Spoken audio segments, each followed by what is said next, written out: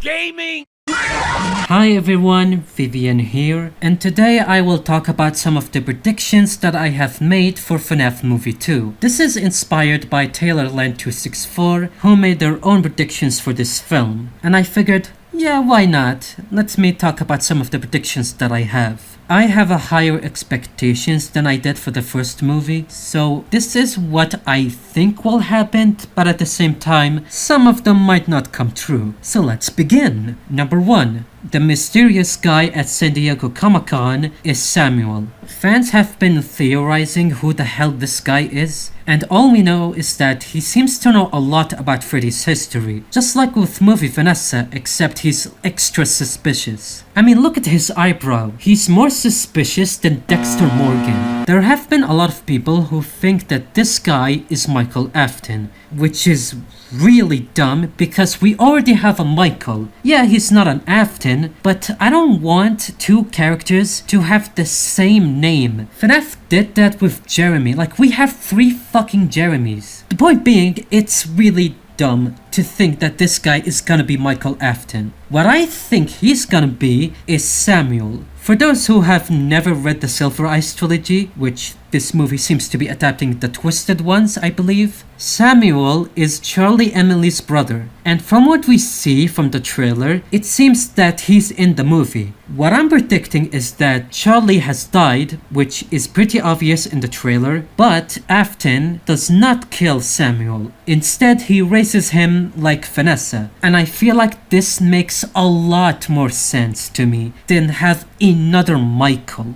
And if I'm right that this guy is Samuel, come back to this video and says that I'm right, because that Michael Afton theory is really stupid. Number 2. Toy Freddy will kill someone in Fast Fest. I feel like this is very obvious to happen, and it would be like another attempt at like the Bite of 87, or more fittingly, the Bite of 01 or something like that. It's kind of funny that this movie is gonna take place in 2001, because are the 2 towers still there? Anyway, I know for a fact that Toy Freddy will kill someone in there, and I feel like it's gotta be like one of the cosplayers in there, or maybe one of the YouTuber cameos in there. And it would be really funny if Toy Freddy ends up killing Dawko, but hey, if it's a random person, that's fine. Number 3. They're gonna use It's Been So Long by The Living Tombstone in the credits. There has been a lot of speculations on whether that song will be fitting for this movie, but I feel like it's like the only option they have. Yeah, there's like Survive the Night, but the guy that sang that song should stay the fuck away from children. And yeah, I do like 5 More Nights, but there's gotta be a lot of people complaining about the Eminem rap.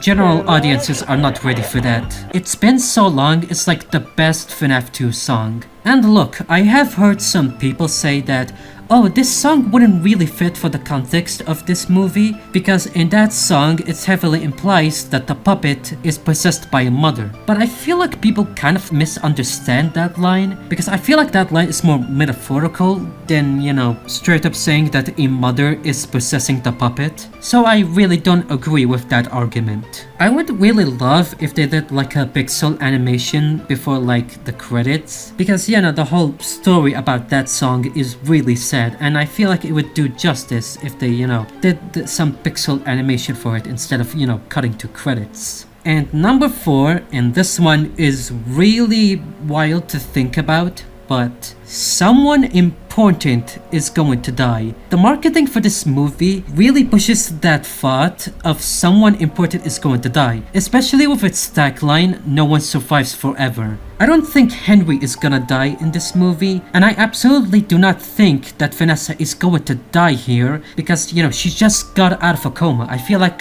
her death in this movie wouldn't feel that impactful. Now, what I think who's gonna die in this movie would either be Mike or, hear me out on this, maybe Abby. Of course, Abby's death is like a wild card to think about, because that would be like the darkest moment in this universe so far. But I feel like if they killed her off, Mike would be prepared and more angry in the third movie. It would give like a lot of impact on his character, at least for me. Or you know, Mike's death could work as well. Maybe there would be like a time skip where we see an adult Abby trying to find where Springtrap is. Literally, both of these options has so much potential. But then again, we have no idea what's gonna happen with this movie, especially when Scott Coffin said that we are not prepared for it. What is that man planning? I have no idea. But whatever it is, I am really excited for it. And that's the general predictions that I have. Sure, I have like one about, you know, MatPat's character Ness showing up in that diner scene with Vanessa and Mike. You know, having this really funny running gag in the whole franchise. But I want to keep it short. There is going to be a review of this movie on the main channel. It's probably going to be the first video of 2026. And if it turns out to be good, I will be really happy. Let's just hope that Avatar 3 doesn't fucking kill this movie. I'm watching you, James Cameron.